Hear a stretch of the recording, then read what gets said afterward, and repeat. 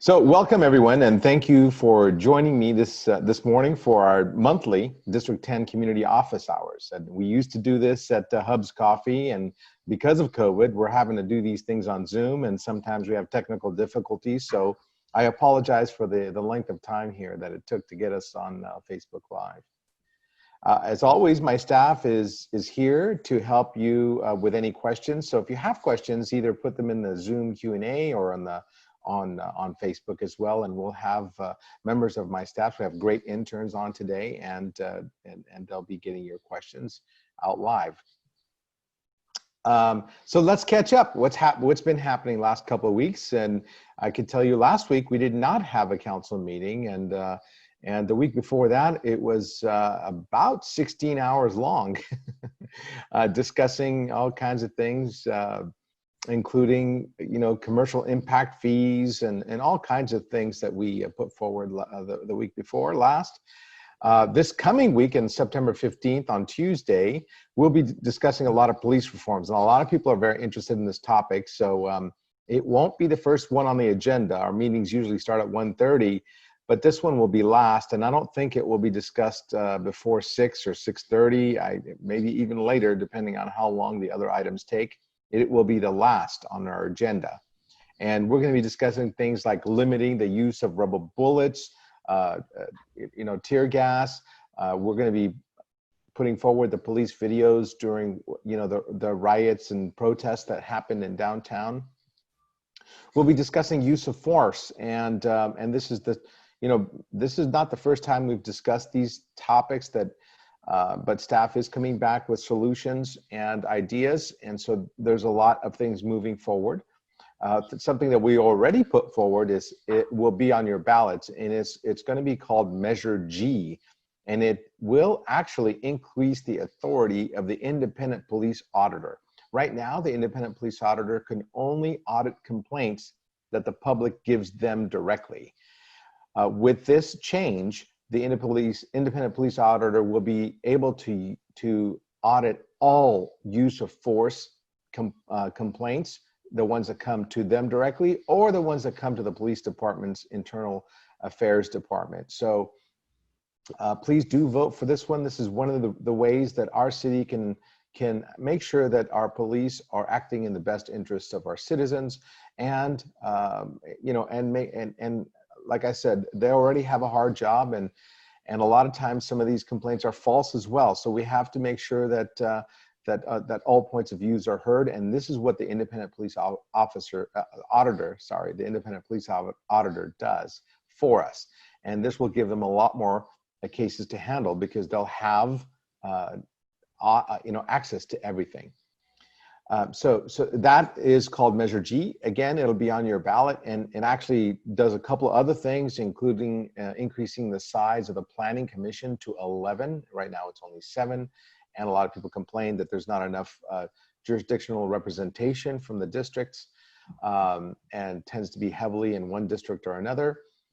And ways to deal with redistricting if the census data comes in late. So that is kind of wrapped up into Measure G. We'll be talking about that. This week we received numerous complaints about trash on Highway 85 and Almond Expressway. Now, most people don't know that actually that is District 9, but we are, as frustrated as all of you. I could tell you that we've lodged numerous complaints with Caltrans. Caltrans is the one that owns all the highways, all the highway off-ramps, and we actually have to have permission to go on their properties. And quite frankly, it is their responsibility to clean it up. Now, they've told us that the governor's shelter-in-place orders includes not moving homeless encampments, which is one of the problems. They say that they don't want to disturb homeless individuals, for public safety reasons, and they also want to avoid spreading COVID. So this is what they're telling us is the reason why they're not cleaning up our highways. So I'm super frustrated, and I could tell you that in my and I was told that despite all that, they're going to be cleaning up that intersection on the 15th of this month. That being said, there's many other areas of our district and the city that I'd love to start cleaning up, because I am tired of seeing the blight like all of you. So my office is going to be conducting volunteer garbage cleanups to fight the blight, basically. We are trying to coordinate with the police department and our office of the garbage folks, so that when we do pick up the garbage, somebody actually takes it away. So we are putting these things together. We're learning how to put together a volunteer opportunity, in these COVID times, and how to do it safely. So look for more to come on the blight issues that I feel as strongly as all of you. In fact, I literally wrote a memo with a couple of my colleagues to go into negotiations so that our community can actually clean up, the city can actually clean up and bill Caltrans if they don't do it themselves. And so I hope that goes forward. That'll be coming to the Rules Committee, the 16th. So it'll be discussed on the 16th. So that memo. So in any case, I do sympathize with everybody who's super frustrated with the way that our city looks. I agree with you all, and I promise you I will do my best to help get the city cleaned up one way or the other, with permission or without, for that matter. So without going too further into to talk any more about anything else, we do have a very special guest with us this morning. So we wanted to welcome Ray Riordan. He's the director of he's a director in the emergency management of the city of San Jose, the Office of Emergency Management. So I have one of my staff members who's gonna read his quite lengthy bio, because he's just a dynamic, fantastic person. So is Adrian available to read Ray's bio? Yes, thank you, Councilmember. So with 34 years of emergency management experience, Raymond Riordan is currently the director of the City Manager's Office of Emergency Management for the City of San Jose. He was hired following the historic February 2017 Coyote Creek flood and assisted the city in recovery from the flood and ensuing action to address the over 240 items identified in the Post-Disaster After Action and Improvement Report.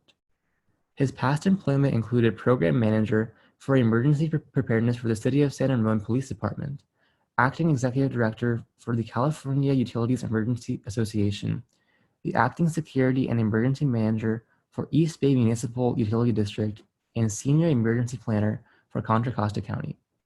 He is a certified emergency manager recognized by the International Association of Emergency Managers. Among his professional awards, he is the 3-time recipient of the International Association of Emergency Managers Association Partners in Preparedness Award and 3-time recipient of the California Emergency Services Association President's Award for Leadership in Emergency Management. He completed a BS degree from Santa Clara University, a MS degree in Industrial Organization from San Jose State University, and he has published articles on emergency planning in several journals, including the American Water Works Association Journal magazine. Welcome, Ray. I have to say that I think, Amal, I don't know if we're actually going live. My screen seems to be stuck. Yes, there is unfortunately a glitch with Facebook Live right now. It's nothing on our end, it's nothing that we can do, but we are recording this. We are going to try and hopefully get this up to Facebook Live in a few minutes. And if we don't, we will upload it to Facebook, where viewers can then watch it on Facebook later. And so this is being recorded right now, and we are going to upload this recording. But sorry, Ray, to interrupt your wonderful introduction. That is a very lengthy bio, a very impressive work. So welcome, Ray. Thank you so much for being with us today. Yes, and I apologize. I didn't mean to. I just been getting texts from other people saying, "Hey, we can't see you live." So this will be posted. Okay, so first I wanted to say thank you for joining us, and we'll get this straightened out one way or the other. But let us know, what exactly is the Office of Emergency Management? And I hear that you have a presentation. Sure.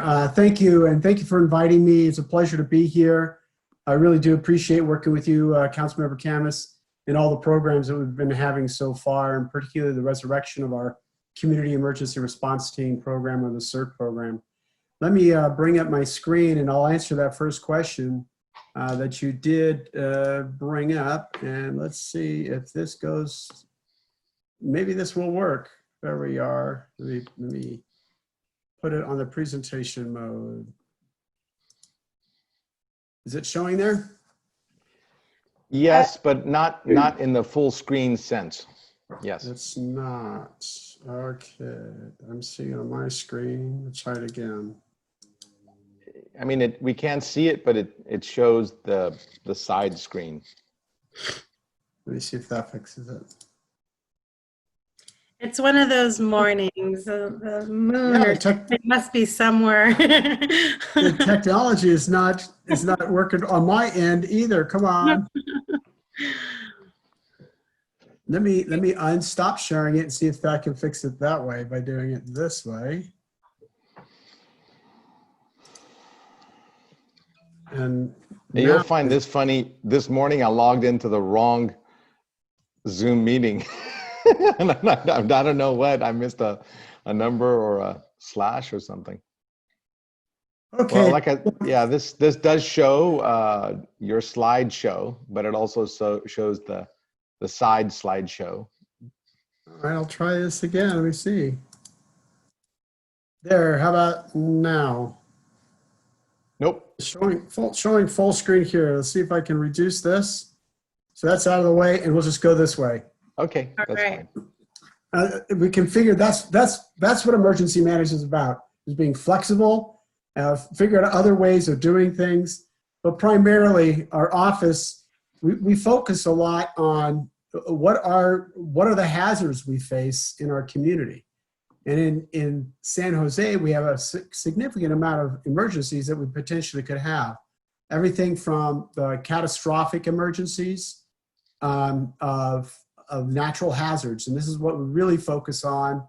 And these are not a priority, but in terms of categories that the federal government looks at: natural hazards, technological hazards, terrorism threats, and international threats we can face. So a lot of what we do is focus on what we can control, the things. While we can't control the earthquake from happening, we can control how we respond to it, how we respond to a flood, fire. So the Office of Emergency Management works with not only our internal staff, but with all the agencies, because community resiliency cannot operate on its own without everybody's involvement.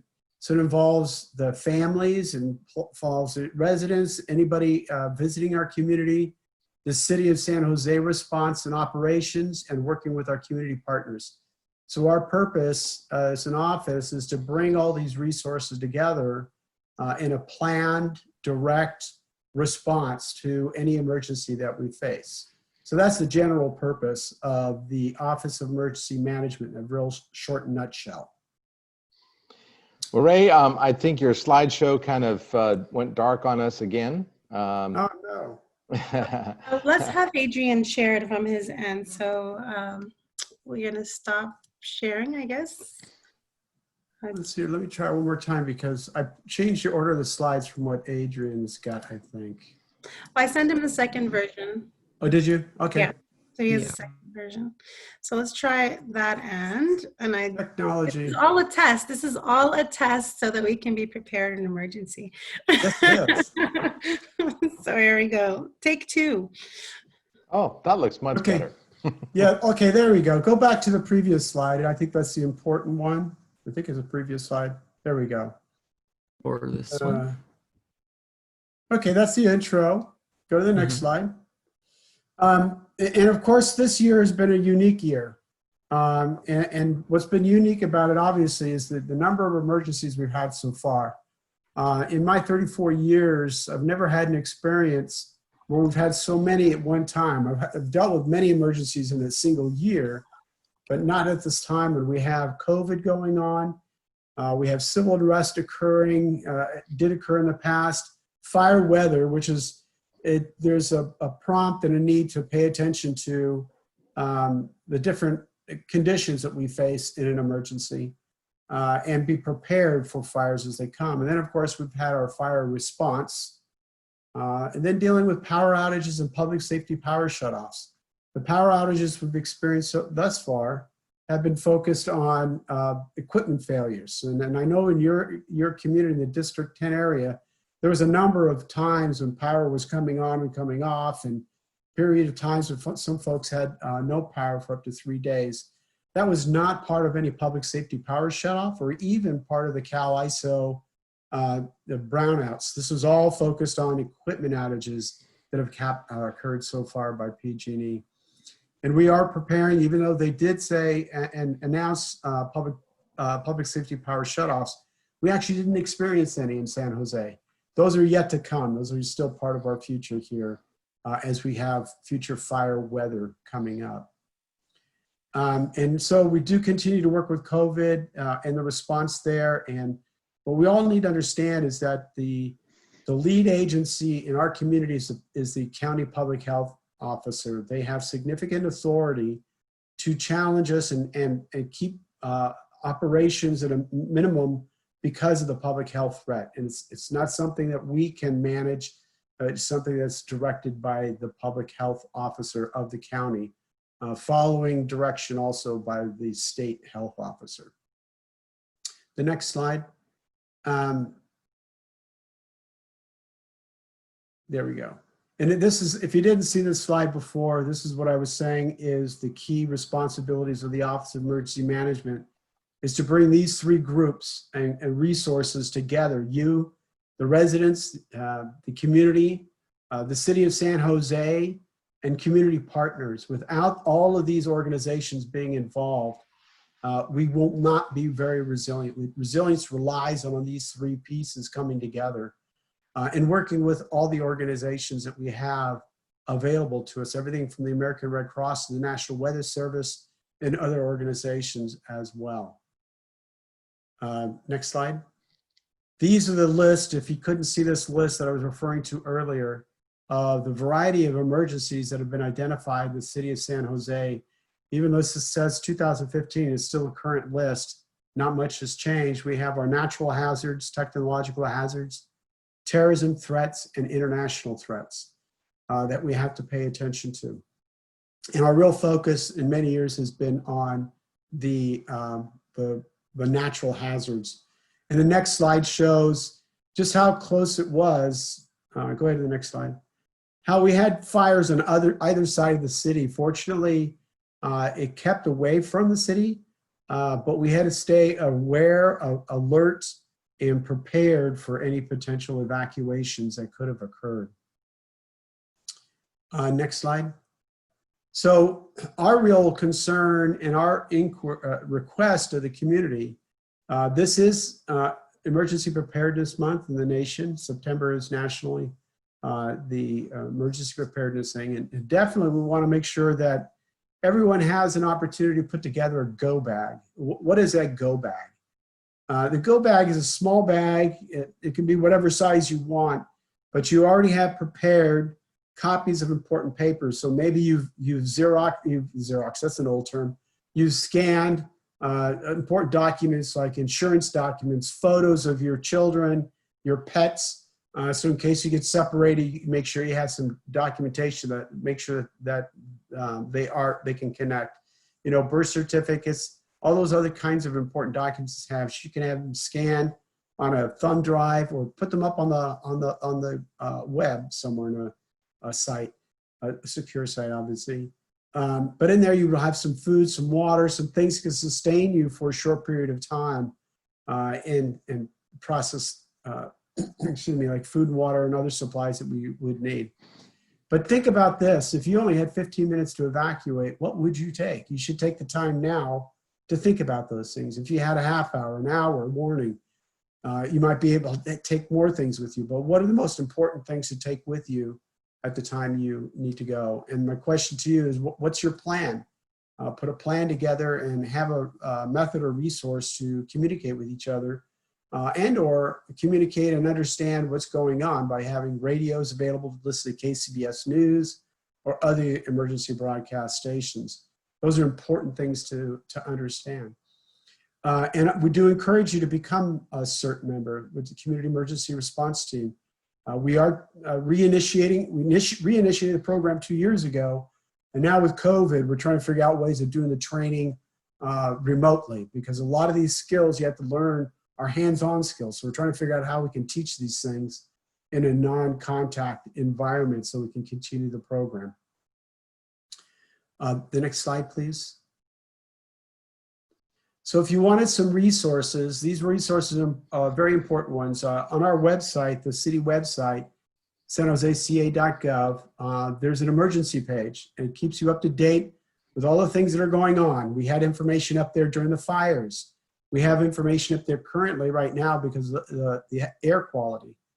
So there's important information up there on a regular basis, and we also publish some what we call flash reports. On the emergency management webpage, that's a longer URL there, we have information on how can you be trained, what kinds of supplies you need to consider having, as well as information on the training for the CERT program. There's also with FEMA, ready.gov is a good website that has a lot of information on preparedness and thoughts and programs that you can participate in as well. I think that's the bulk of my presentation on emergency preparedness. The next couple of slides are more on the COVID response and things of that nature. And we can get into that a little bit later with some questions. Yeah, well, thank you, Ray. And I appreciate if anybody heard that we are trying to bring up the CERT training program. But well, let me start by taking the questions that were presented already via the internet last night. And this is one from Varun. What should people prepare in case of emergency evacuation? How can we help provide for those who have lost a lot due to the wildfires? So I'm hearing a couple questions in there, Councilmember, and I think one of them is, how can I help? If we're not affected, what's the best way of offering our assistance or service? Becoming a member or a volunteer of the American Red Cross is very important. They're the main lead agency in providing support resources to communities that are affected significantly. We don't want people bringing their old clothes and meals to facilities, because public health rules at shelters do not allow us to share food that's brought in from the outside. It has to be prepared and processed by the agency managing shelter operations. So listening to news about where to donate, where to provide resources, that's an important thing to understand. For what we need to do in preparing for an evacuation is I need to think about if I need to leave my home here. Currently I have my wife and our dog. So the three of us would make sure that we have, and we always do, we have a can in our garage door. It's a garbage can on wheels. And in there we've got food, we've got water. We have copies of important documents. We usually keep some cash in hand. We grab that as we go. So those are the things we know we want to take. And in that thumb drive we have in there, again, we have all our important papers. We even have pictures of our home. So we could prove to insurance agencies, this is what we had in our house when it burned down, if it was a fire coming.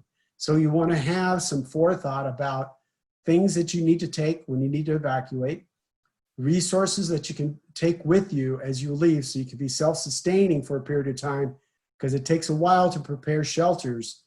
In the days of COVID, we cannot put as many people in a shelter as we used to. We have to make sure they're socially distanced, and so that means more shelters have to be set up. But those can't be identified until there's an understanding of where the emergency is located. So there's some time in between. There's a gap there that you need to be able to fill with your own resources. So the things that I have in my kit include canned foods that I already like. So if I don't like anchovies, don't put anchovies, a can of anchovies in the can. Make sure it's food that you normally eat. If you don't like Dinty Moore's beef stew, don't put that in there. If you like tuna, put tuna. So put cans of food in there, food that can last a long period of time. Make sure you have plenty of water, at least a gallon of water per person per day. So you need to think about 3 days, a minimum of 3 days, and as long as 7 days, for response to some of these events. And just as a point of issue is when you have public safety power shutoffs, last year they said they would last as long as 7 days. Fortunately, they did not last that long for us in the community. But we have that kind of resources. You need to think about emergency power sources. So you might have flashlights for light. You might have headlamps or other types of flashlights so you can use them simply. We also make sure we take some a source of entertainment.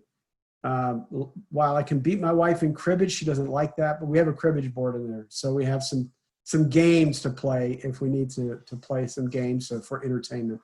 So we have a variety of things in our emergency kit that we make sure we have available, and we check it at least once a year for any items that could potentially expire. So that's what we have in our emergency kit when we're ready to go. Well, I love that rolling garbage can idea. That's a good hint out there. You know, that's the only way you can roll out, you know, enough water anyway to away from a burning house or something. Yeah. So, and I wanted to thank the public. You know, during these fires, our Westgate Church at South Hill put together a emergency, you know, water and other amenities, and we actually filled up 6 truck loads and sent them to the Santa Cruz shelters. So I do want to thank the public for helping all those who were in need, and the leaders at the Westgate Church that put that event together. I have a question here from John. Does District 10 have a mass messaging protocol, and was it used during COVID? And maybe not District 10 specifically, but tell us about the mass messaging that the city does. Well, happy to talk about that. We didn't use it too much in COVID, but we've used it during the fire events, and we've used it in other events in the past. So there's a program called Alert SCC. And that's alertscc.gov. And you go to that website, you can sign up for getting emergency information that is being broadcast. So when an emergency occurs, we activate what's known as an Emergency Operations Center. And in the Emergency Operations Center, we bring in personnel with different skills to do certain jobs. And one of the most important jobs we have is our Emergency Public Information Officer. That Emergency Public Information Officer then puts together messages that need to go out. In the Alert SCC materials or program, we can put out messages 90 characters long and 300 characters long. And we have to do that because not all phones have the ability to produce or receive long messages. Some phones still out there can only receive 90 characters. And in that 90 characters, we tell you about the emergency, information that you need to know, and give you at least a link to more detail that you can collect and understand what the emergency is. So this year, during COVID, we didn't use that feature, but we used another feature that we can use in our public information for mass notification. And that's what we call our flash reports. And we put that out to all the media sources, social media, as well as the professional media, and information on our website, and the primary website. It'll give you information about what rules are in place, what do we need to follow for COVID, and the communication that way.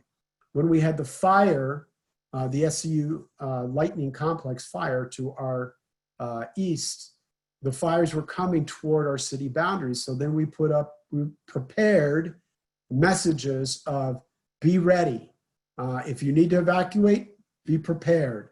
And these were short messages that went out on our media, and it was targeted. You didn't hear it in the District 10 area because we targeted just District 3, 4 area because that was the area in threat.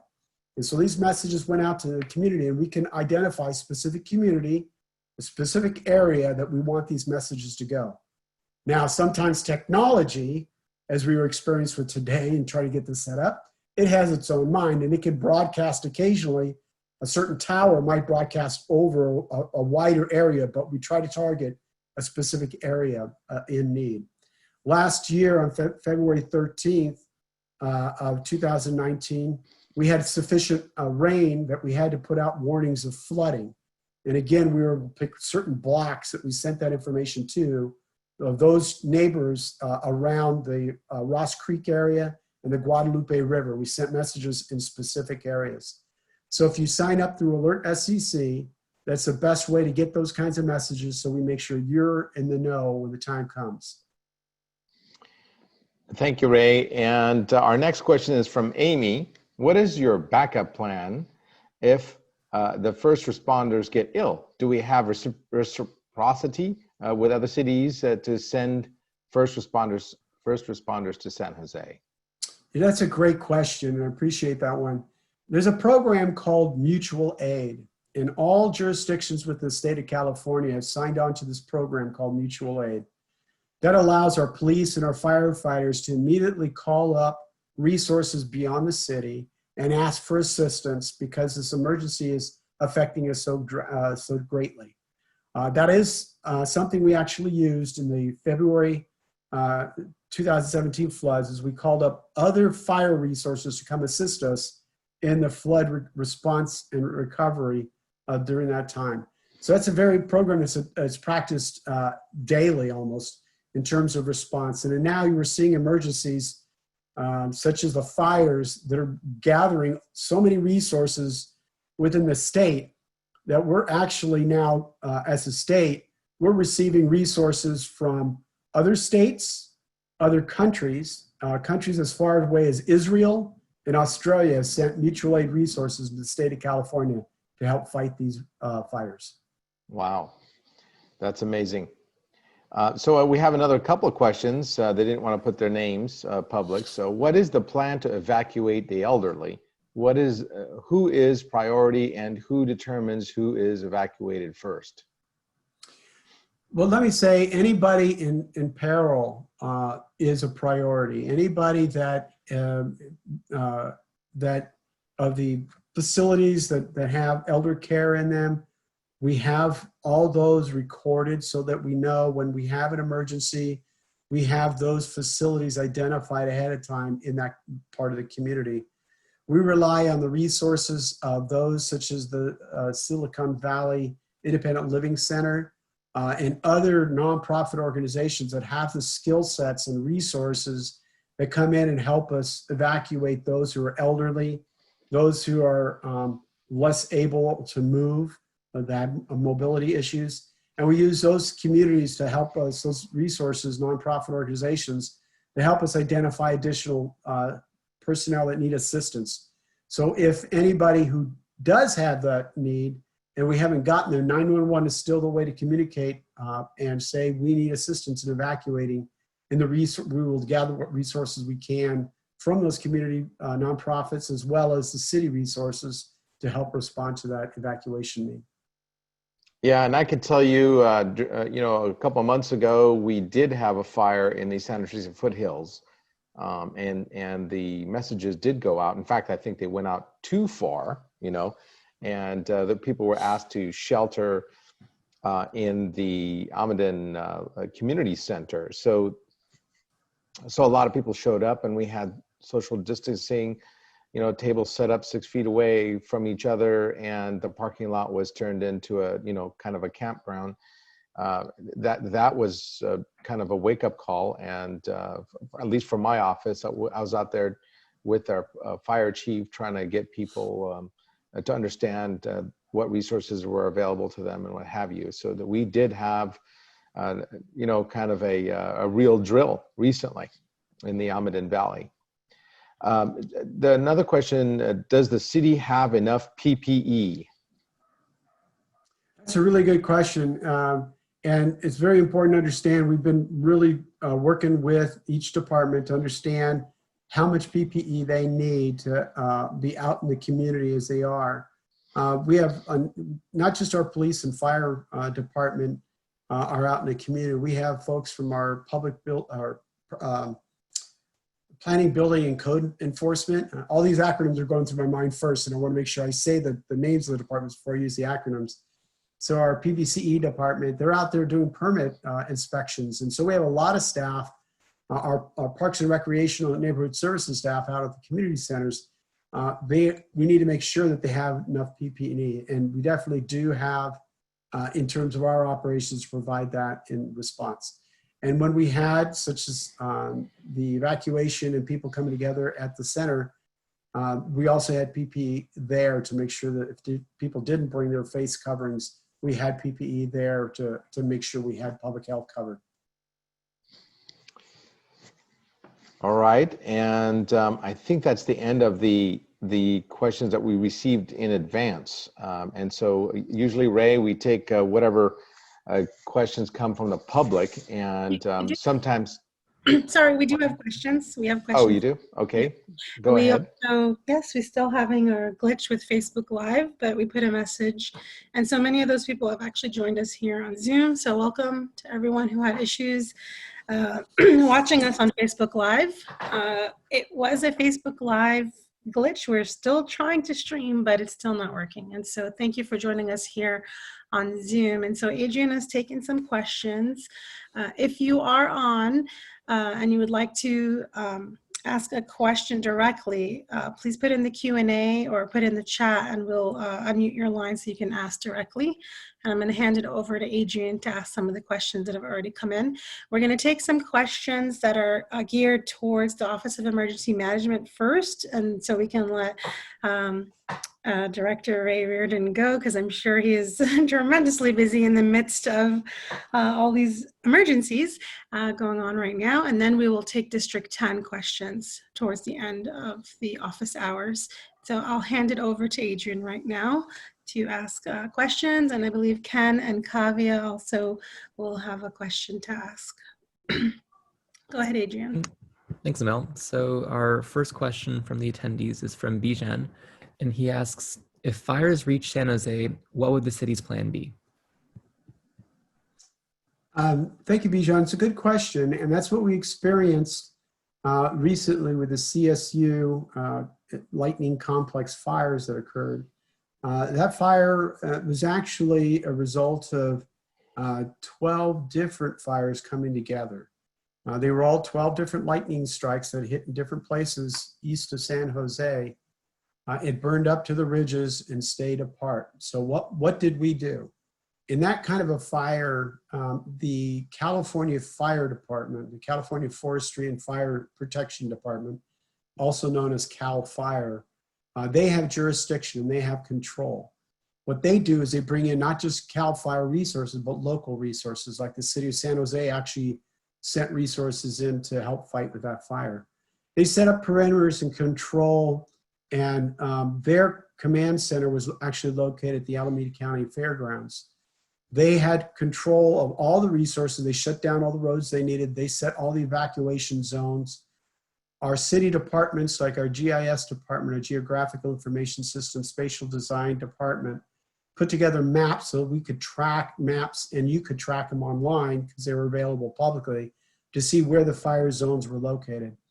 We also put out notices to those areas that were most likely affected by the emergency, so they would get emergency information.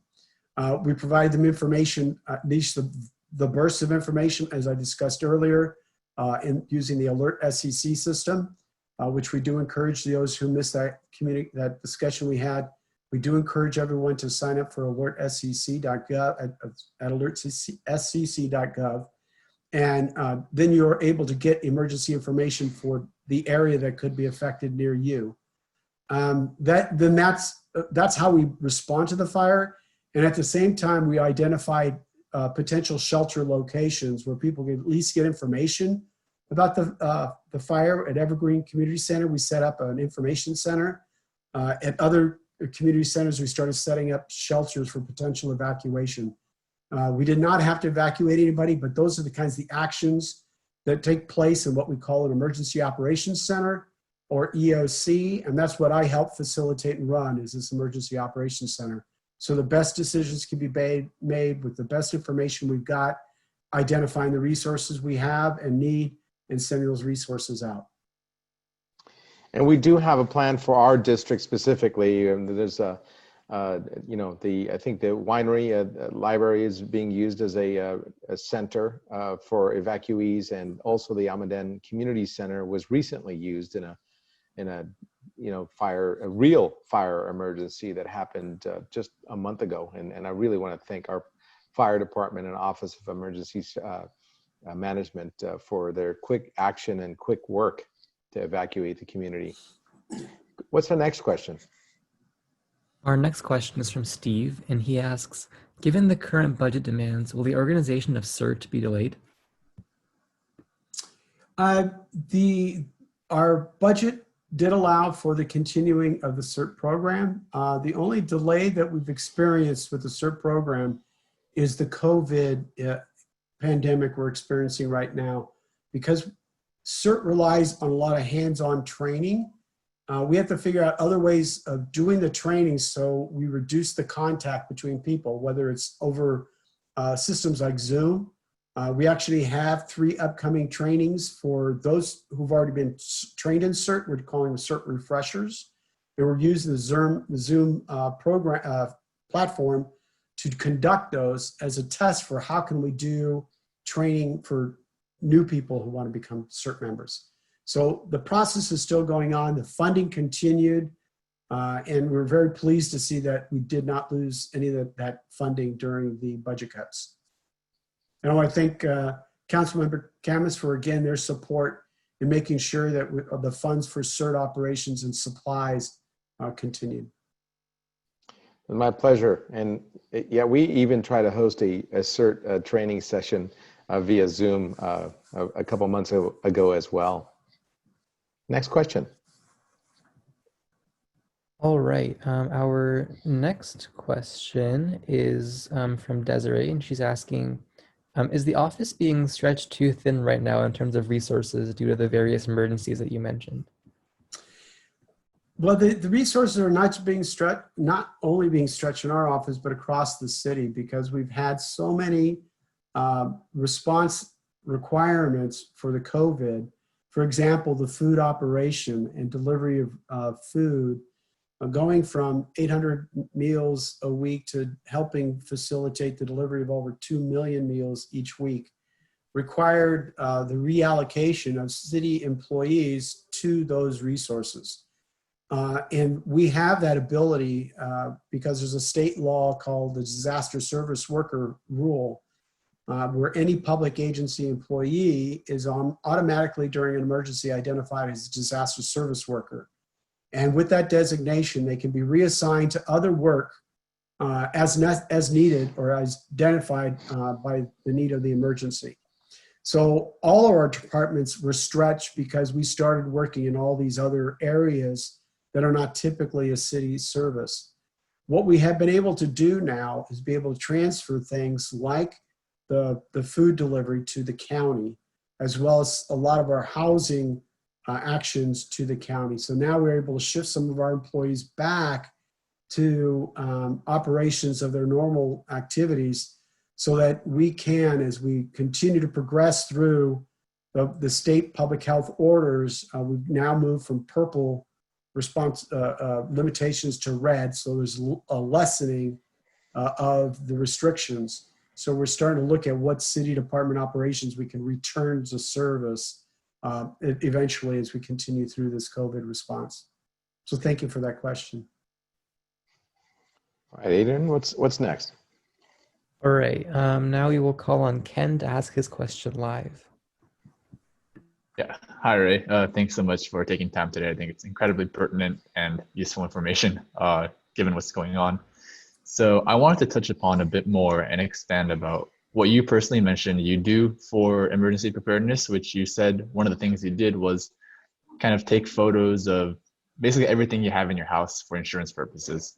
And I think from a standpoint of someone who maybe hasn't done that before, it might seem really daunting, right? You know, you own so many things, like what are you supposed to do? Are you supposed to like dig out like years old receipts, or, you know, it might be a little bit confusing. So I was wondering if you could shed just a little bit more light on kind of the process through which you do categorize your belongings for insurance purposes. Thank you. So for example, I am providing this presentation from home, which is nice. I live in a different community, and right now I'm sitting in our dining room. So I'd want to have a picture that shows the general items I have in there. I don't need a picture of everything that I own, but a general picture of this room, all the different furniture, the photos.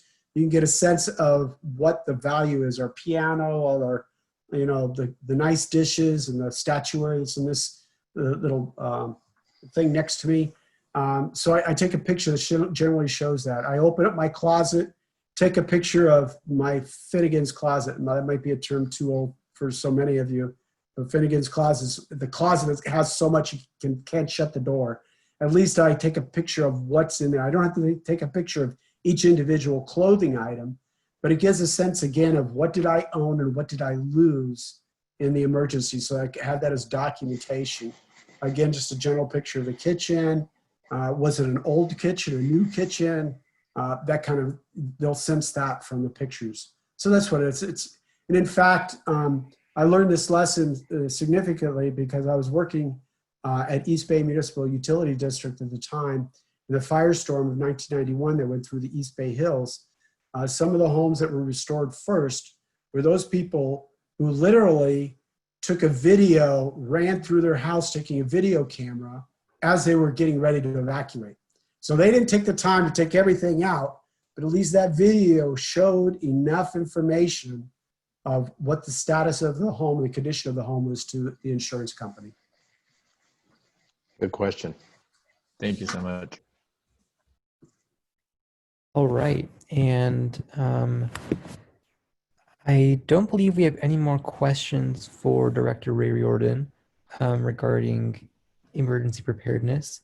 If anyone else, any attendees have any questions, please input them now. But if not, I think we will let Ray go now, and we thank you for being on. Thank you, Ray, and thank you for all the work and your hard work of all the police and fire department to our city and our residents. Thank you very much. I really appreciate being here, and I hope you all have a safe day. Have a good one. All right, and now we will transition to asking questions related to general District 10 business. And before we do that, I'd like to mention that we might go a little late until after 11 because we did start a few minutes late because of some technical issues. So our question is from Bill, and he's asking Councilmember Khamis about his initial support of the Strong Mayor initiative, and he wants to know why. Well, you know, one of the reasons why I had supported a modified strong mayor, it wasn't a true strong mayor system, quite frankly, was the fact that it's difficult to move things along in the city. And as people know that we are frustrated with how fast building permits take time and how long it takes to clean up garbage, for example. And having more oversight by the mayor was a potential to increase, accountability. And that's one of the reasons why I was initially supportive of it. And but I did worry about the increased power in the position. This is the reason why I wrote my own memo to still allow City Council to have oversight of the firing and hiring process for department managers. And so this is why I said, I try to create a hybrid, kind of a meshing of two ideas. So in the end, it didn't go forward, but those are the reasons why I thought, we as City Council are expected to solve everyone's problems, and the mayor is the top of the pyramid, if you will. But people don't understand that we're kind of like the board and the chairman of a corporation. We don't do the day-to-day activities. It is our city manager and the department heads that actually are responsible for conducting the day-to-day activity, and they do not, in fact, they do not have to listen to us. That we make suggestions about where to clean up, about how the direction the city wants to go. We pass the budget, we decide where the money goes. But in the end, the city manager is responsible for all the activities that the city does. So, to give the mayor a little more let's say, power to get things done is the reason why I supported it initially. All right.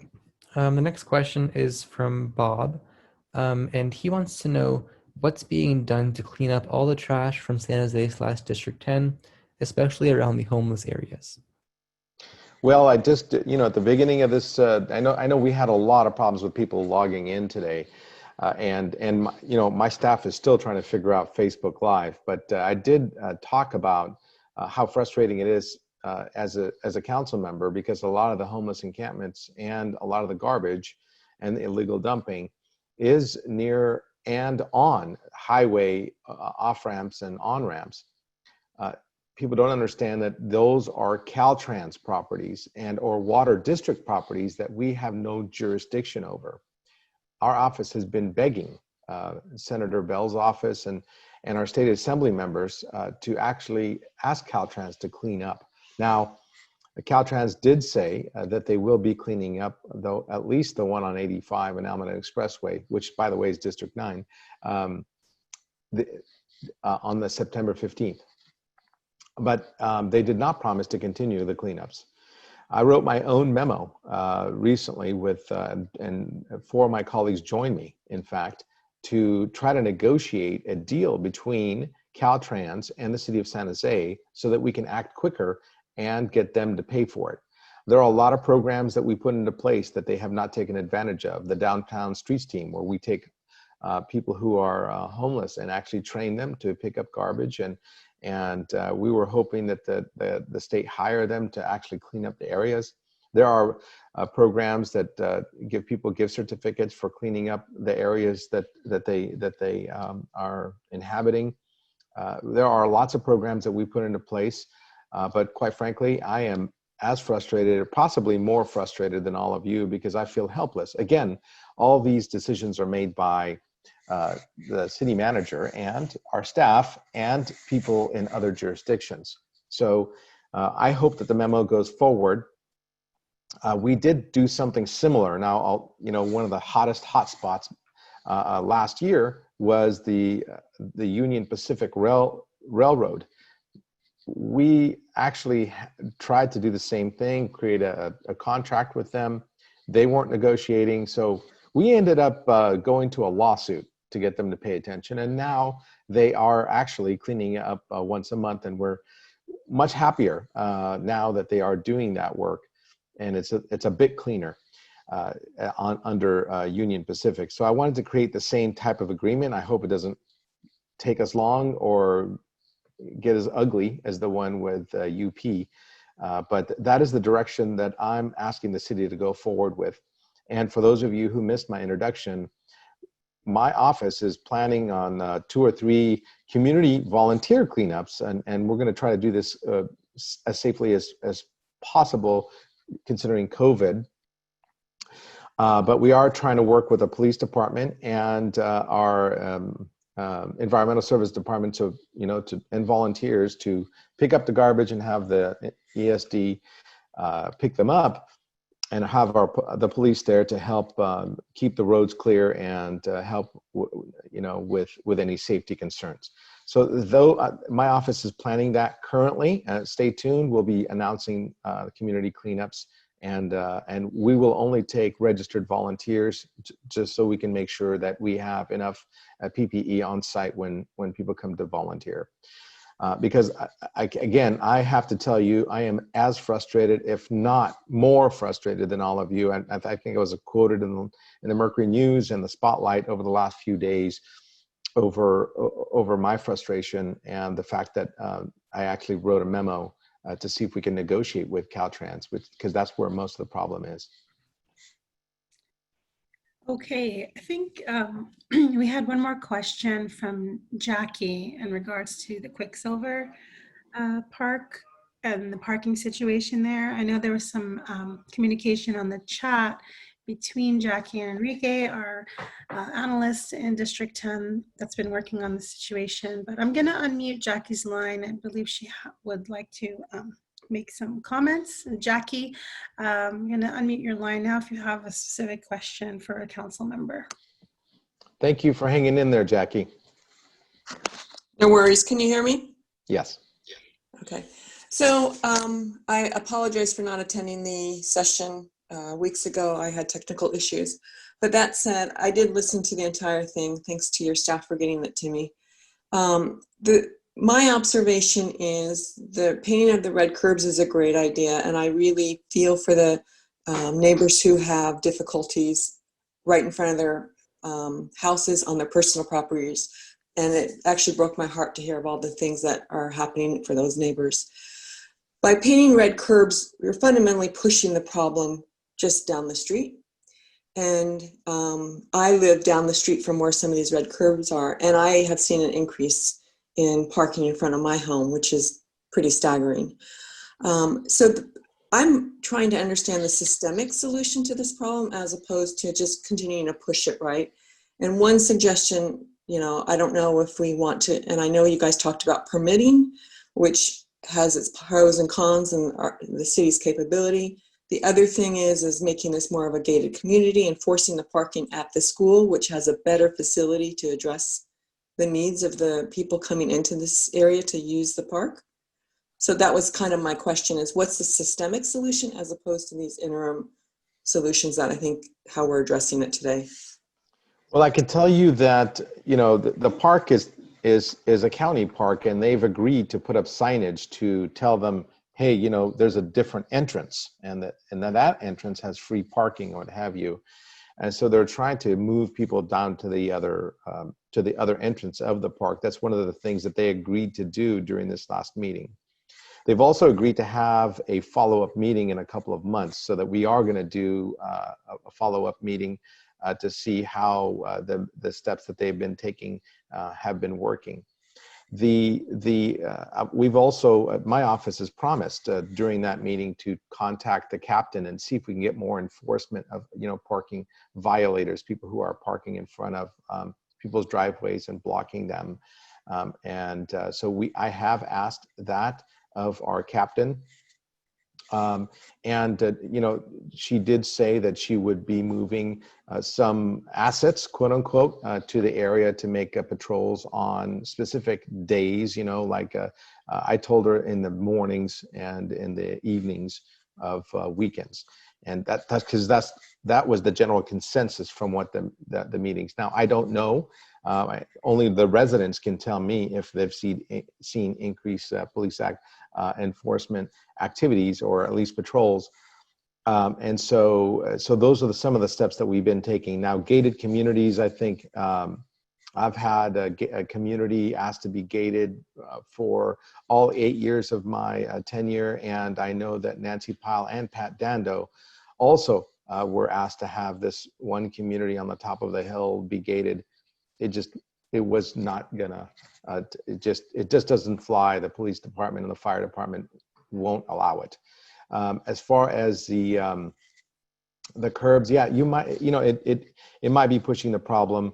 I can tell you this, that our parks and the parks in the city have seen maybe a 300 to 400 fold increase in usage because of COVID.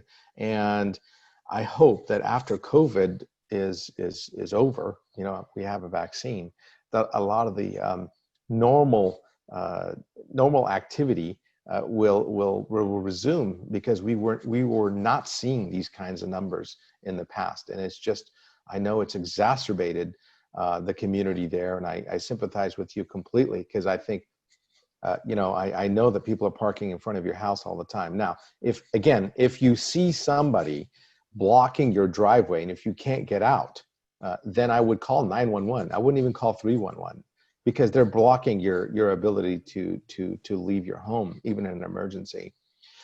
That being said, people parking in front of on curbs, we cannot remove them if they're parked legally for 72 hours. Now, if they're there for 72 hours, then you can report them, and there's many ways to do so. There's a San Jose 311 app that you could take a picture of the car and have them removed.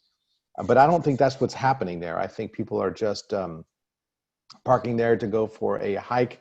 And a lot of times, from what I understand, you guys will report and the police come out a little too late. And so that's what I've been hearing from the public. I don't have a magic bullet or a cure to this, but I can tell you that the county agreed to do a lot more trash.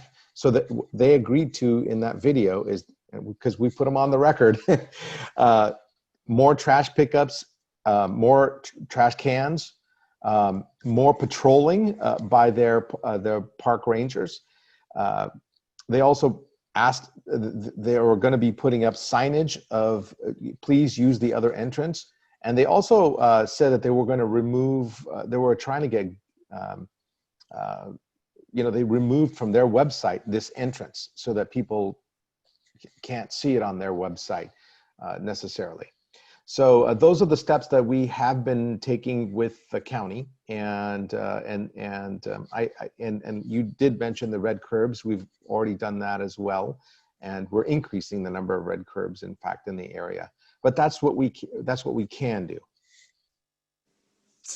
Yeah, so I appreciate that, and I do want to encourage people to continue to use their parks because I think it's good for the soul, it's good for the individuals, right, and the families and stuff. I just want to find a good balance for the community and the people who live in really near there, right? And it's not parking in front of the house, it's the garbage that's left, it's the other stuff that's happening in the vehicles, that we shouldn't have to observe as people who have purchased homes near this beautiful space that we occupy. And so I would just encourage you to look for more systemic solutions, painting curbs, more trash, all of those are good steps, but it's not solving the root cause, which is, I'll just say, bad behavior on some people's part, that we need to figure out how do we get it out of in front of people's homes and into a parking lot where it can be more self-contained and managed there. I'm not a big fan of calling the police. They have far bigger problems than somebody's dropped trash or blocking my driveway. I'd rather try to avoid that problem so they can focus on what's really important to the city. You know what I would, Jackie, and I totally understand, we do want to help. What I would do, if I were a resident there, I would have a camera pointed in my parking area and a sign saying, "We see what you're doing." That's it, right on your grass or whatever, right? And so that people, just say, "Hey, the camera's pointed at you. You're, please watch your behavior," something like that. That you could do that. Anybody could do that on their personal property. And like I said, we are working with the county on this trash issue. I think it's a horrific issue, and and maybe we can even, if you would help us organize a community cleanup, I think it would be advantageous to get the community together, and you can work with my office to help do a community cleanup in the area, because I actually don't. I live a quarter of a mile away, and I've never driven there. I walk there when I want to take a hike. Okay. All right. Any other questions from the public? Well, we do have some questions, but because of time, we're going to wrap this up. We started a little late because of Facebook Live. So here we are at the end. To everyone who joined us via Zoom that wanted Facebook Live, this will be back up on Facebook as a recording. And if you are listening to this recording, if you have any questions, you can always email our office at district10@sanjose.org. But I'm going to hand it back to the council member to make some closing remarks. We have some updates and some upcoming events. Apologize to everyone for the technical glitches. It was completely out of our control, but we will figure out how to prevent this from happening in the future. But thank you.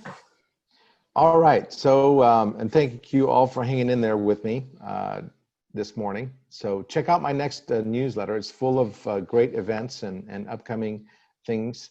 A big event is coming up on September 12th. It's the Almaden Valley Community Association meeting, and they're going to be discussing ballot issues, and that's going to take place at 7 p.m.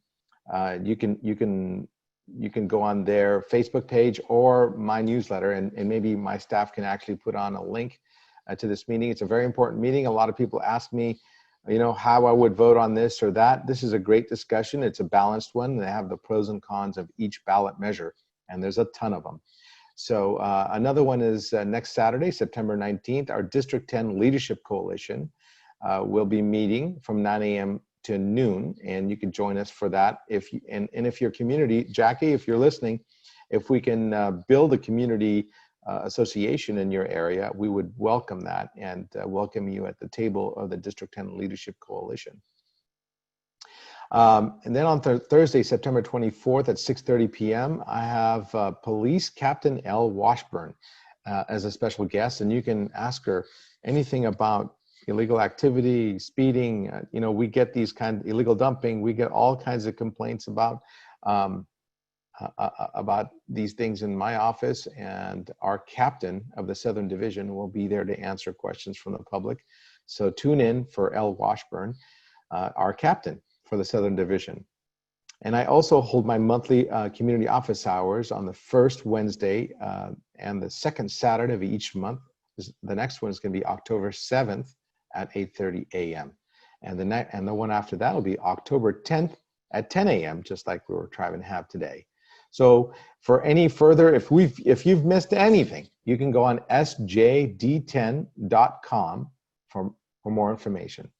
Thank you, and have a safe and productive day.